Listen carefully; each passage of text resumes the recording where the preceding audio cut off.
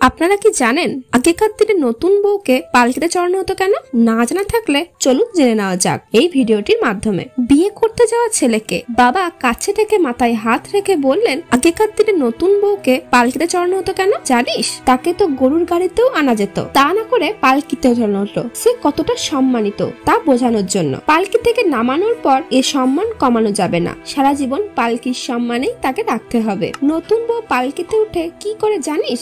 কাঁদে। কেন কাঁদে? শুধু ফেলে আসা আত্মীয়-স্বজনদের জন্য না, নতুন জীবন কেমন হবে সেই ভয়েও কাঁদে। তোর চেষ্টা হবে পালকির কান্নাই যেন তার জীবনের শেষ কান্না হয়। এরপর আর মাত্র দুটো উপলক্ষে সে কাঁদবে। প্রথমত মা হওয়ার আনন্দে, দ্বিতীয়ত তুই মারা গেলে। মাঝখানে যত শোক আসবে তুই তার চোখের পানি মুছে দিবি। বউ সবচেয়ে কষ্ট পায় কিসে জানিস?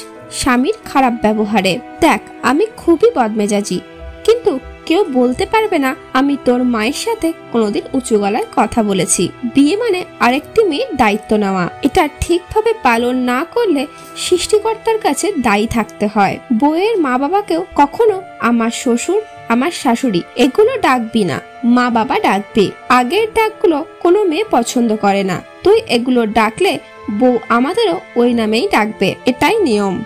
মনে রাখিস, সৃষ্টিকর্তার পাল্লা সমান। এক পাল্লায় তুই যা রাখবি তিনি অন্য পাল্লায় ঠিক তাই রেখে দুদিকের ওজন সমান রাখবেন। প্রিয় দর্শক, আশা করি আজকের ভিডিওটি আপনাদের ভালো লেগেছে। যদি ভালো লেগে থাকে তবে ভিডিওটিকে লাইক করুন এবং শেয়ার করুন, এবং আরো রোমাঞ্চকর পুরাণ কাহিনী জানার জন্য চ্যানেলটিকে অবশ্যই সাবস্ক্রাইব করবেন। তো বন্ধুরা, আজকের মতো এই পর্যন্তই। দেখা হচ্ছে পরবর্তী ভিডিওটিতে। ভালো থাকুন, সুস্থ থাকুন, ধন্যবাদ।